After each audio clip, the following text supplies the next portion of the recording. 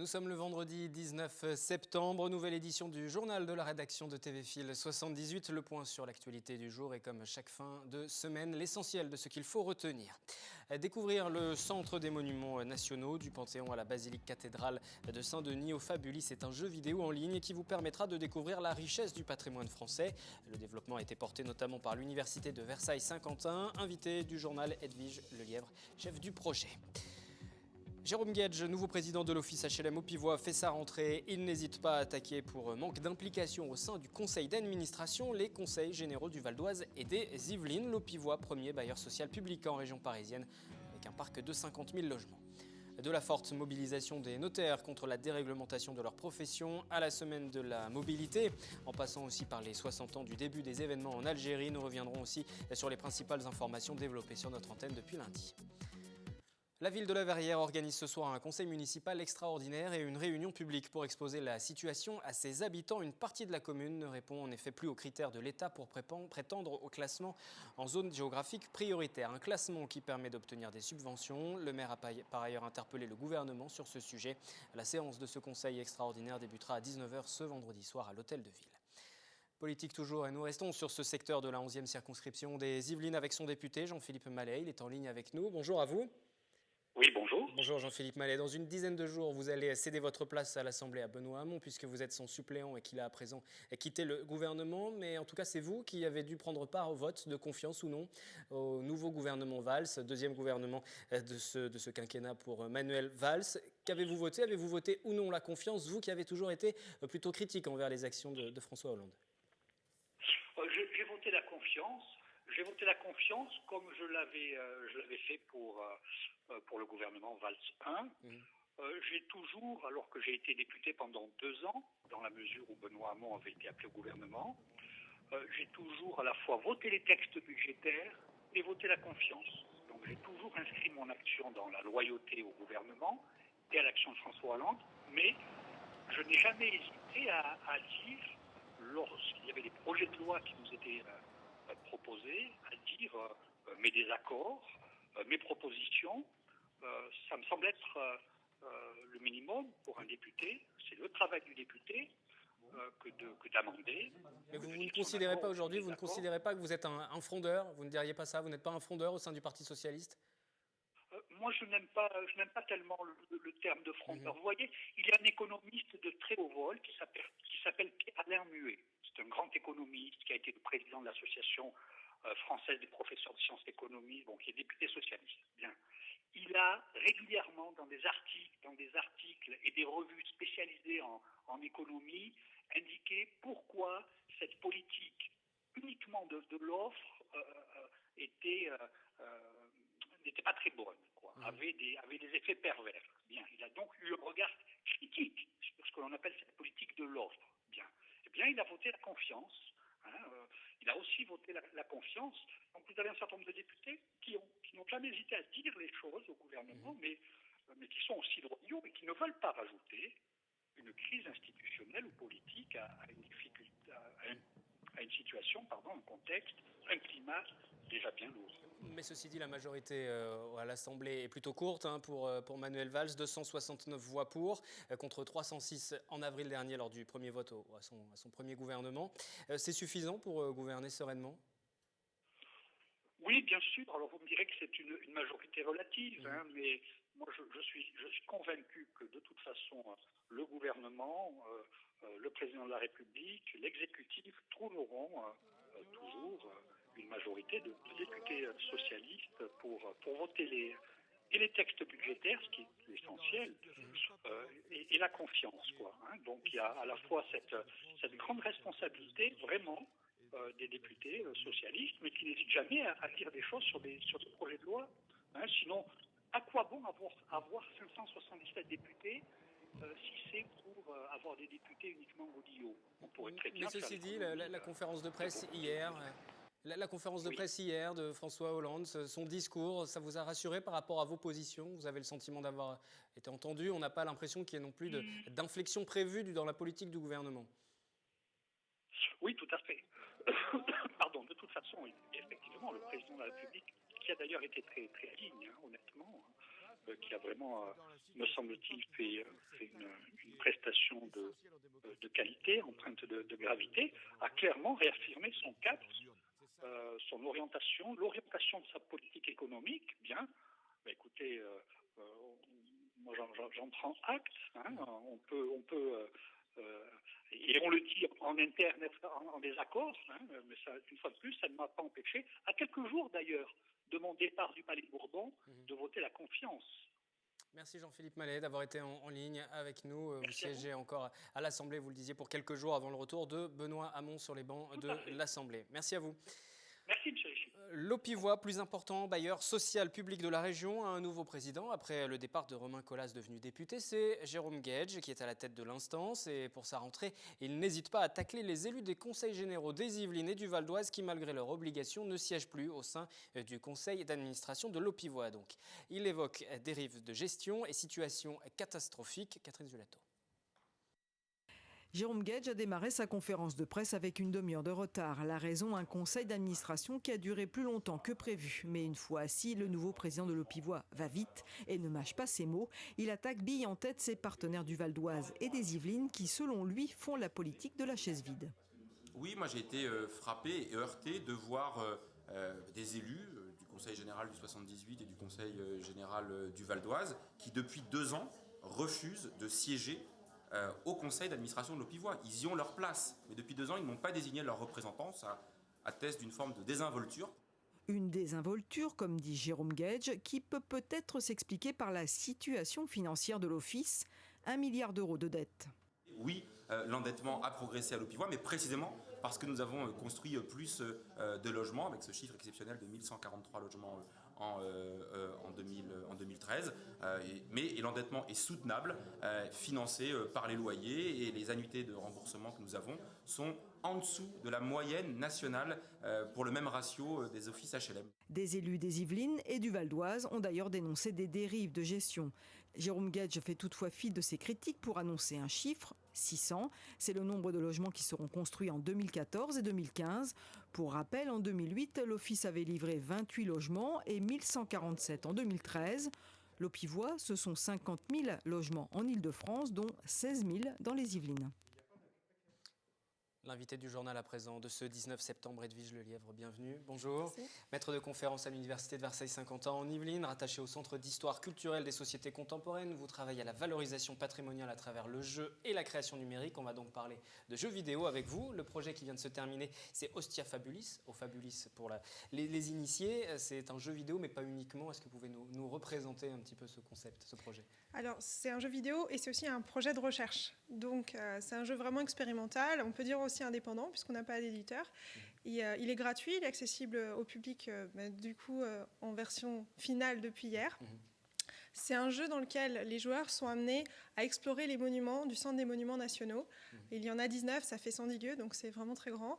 Et il y a une histoire qui est une fiction, qui amène justement à découvrir ces monuments. Il y a plusieurs fins, plusieurs possibilités dans cette histoire.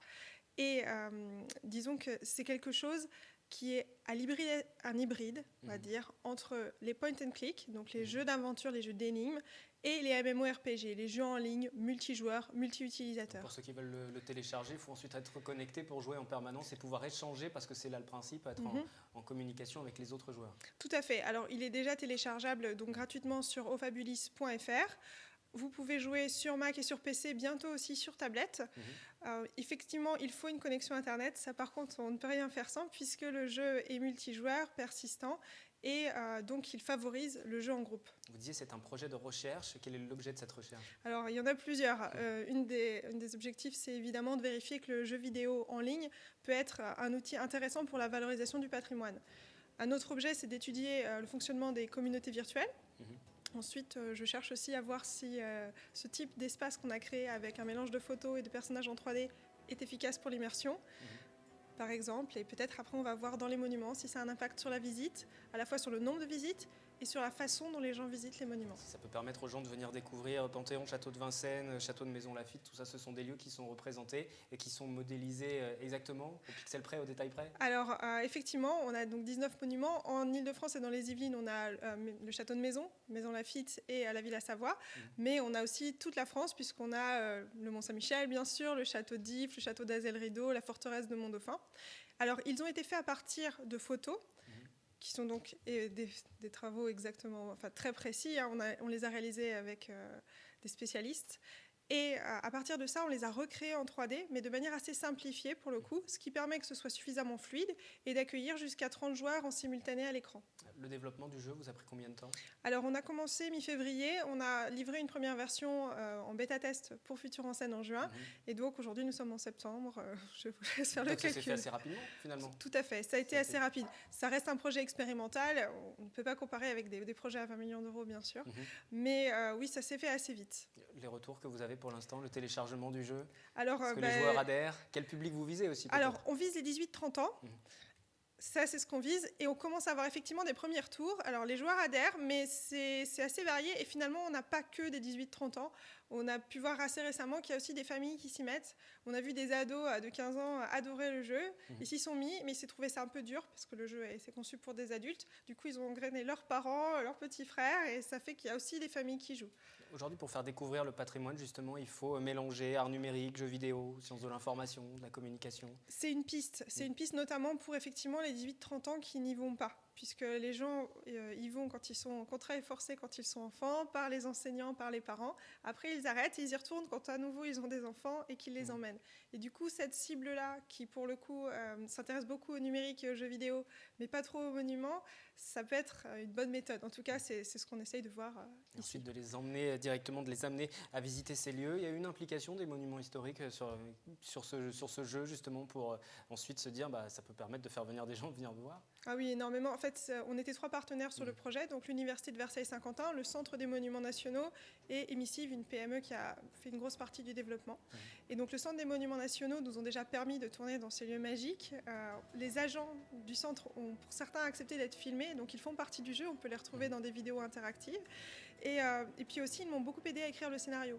Ils m'ont fourni énormément d'histoires, de légendes que vous ne trouverez jamais sur Internet, que jamais dans des livres, même pour certaines. Et à partir de ça, j'ai écrit un scénario qu'ils ont vérifié.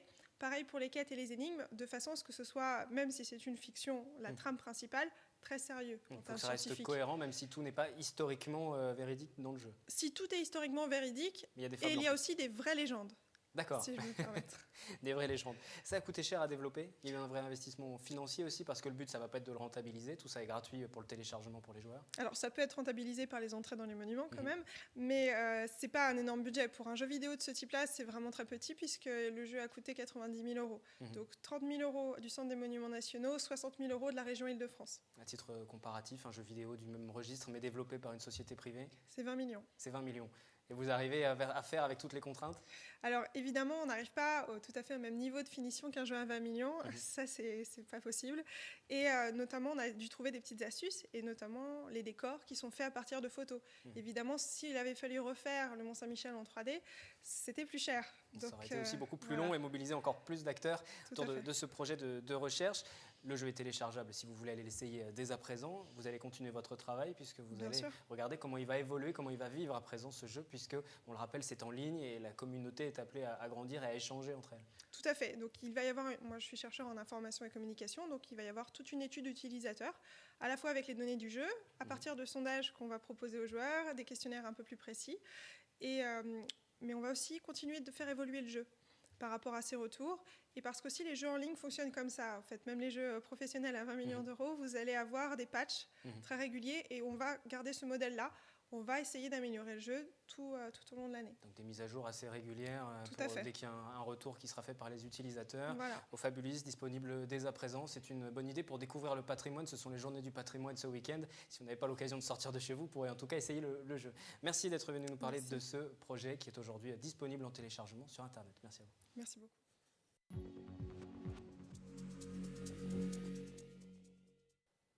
Nous revenons à présent sur l'essentiel de l'actualité de la semaine. Comme chaque vendredi, après les huissiers, lundi, ce sont les notaires mercredi qui se sont mobilisés avec le même engouement. Grève, manifestation à Paris pour une profession pourtant un peu habituée à se faire entendre. C'est le projet de loi d'ouverture à la concurrence qui les inquiète. Exemple auprès d'une étude basée à Guyancourt avec Catherine Zulato. Nous sommes à Guyancourt. Dans cette étude, depuis quelques jours, le ton est donné. Les affiches sont sans ambiguïté. Les notaires ne veulent pas de l'ouverture à la concurrence souhaitée par le gouvernement dans un objectif de réduction des coûts notariaux. Une ouverture totale, elle serait préjudiciable à tous les Français. Ça, c'est très important. Elle serait vraiment préjudiciable à la population puisque les pays qui ont fait l'ouverture comme elle est souhaitée au jour d'aujourd'hui en France payent plus cher et ont une moins bonne protection. Aujourd'hui, notre profession elle est très encadrée, elle s'exporte à l'étranger puisque notre modèle est suivi notamment en Chine, en Mongolie, en Serbie.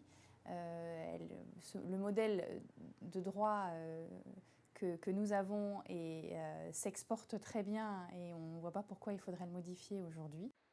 Et la Chambre des notaires d'appuyer son argumentaire d'un chiffre. En France, un dossier sur 1100 fait l'objet d'un sinistre, alors que dans les pays de droit anglo-saxon ouverts à la concurrence, il y aurait un sinistre pour 3 dossiers. Les Yvelines comptent 65 études notariales. Selon la Chambre professionnelle, ce mercredi, 100% des études du département avaient fermé leurs portes, à l'image des autres études françaises. Une toute première fois pour cette profession qui remplit une mission de service public.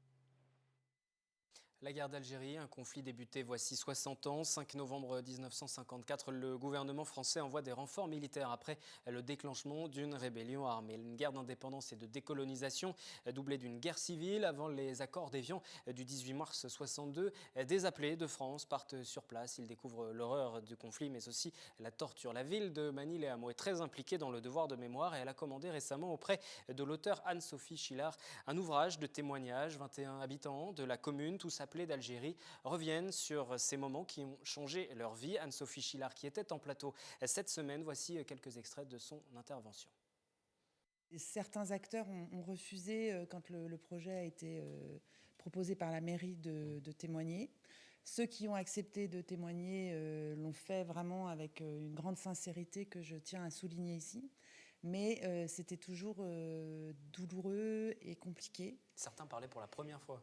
La plupart, en fait, m'ont parlé pour la première fois, ce qui était très émouvant pour moi, parce que j'ai recueilli des témoignages qui étaient vraiment vierges de toute parole. Et c'est la première chose qu'ils me disaient. En fait, souvent, la première chose qu'ils me disaient, c'est qu'ils n'avaient rien de spécial à dire. Et ensuite, la parole, en fait, était vraiment très, très importante. Et ensuite, la deuxième chose, c'est je n'en ai jamais parlé à personne.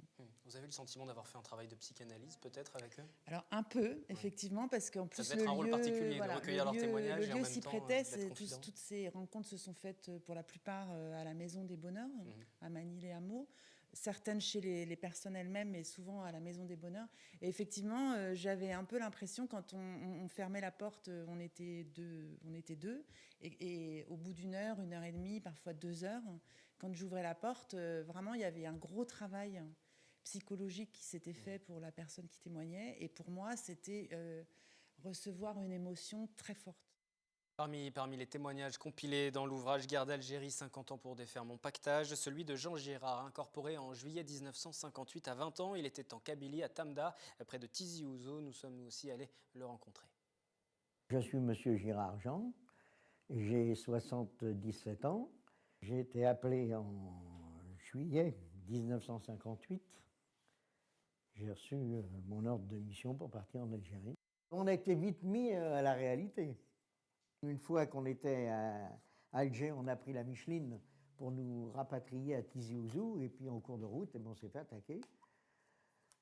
Donc, distribution des armes et tout, et puis là, ça pétait partout, on s'est dit, ah, c'est plus de la rigolade, c'est plus si joli que c'était, on partait pas en colonie de vacances. Hein. Oui, c'est vrai, je me suis marié, donc j'ai eu une permission exceptionnelle, et on s'est marié à Ville d'Avray, en avril 1960. On était pressés de se marier, et puis le coin était quand même beau, je voulais y faire un peu découvrir et lui montrer la vie, comment la vie était là-bas. C'est ça là-bas que je garde surtout de formidable qu'il y avait, c'est l'esprit de camaraderie. Le matin, les gradés, on ne se saluait pas, on se serrait la main. Et ceux qu'on ne parle pas souvent non plus, c'était le service santé. Il y avait les chirurgiens, les médecins, les infirmières ont fait un travail remarquable. Et ça j'en dis toujours, garder un énorme souvenir. C'est pareil, ça a été une bonne expérience, mais ça a été certaines fois très, très, très dur à vivre. Très dur. Mais, ne nous plaignons pas, on est revenus. Il y en a 30 000 qui ne sont pas revenus. Vous savez, je n'ai pas trop changé la vie. Hein. On est parti là-bas, quand on voit le résultat maintenant, ça n'a pas donné grand-chose. Qu'est-ce qu'on a ramené? À rien. On a fait le travail de mémoire depuis 11 ans, ça fera 11 ans cette année, dans les écoles. Et vraiment, les gamins nous ont posé tout un tas de questions et tout, et on leur dit toujours à chaque fois, la paix, ne vous battez pas dans la cour de récréation, ne vous bagarrez pas, parlez, discutez, expliquez-vous, mais ne faites pas la guerre.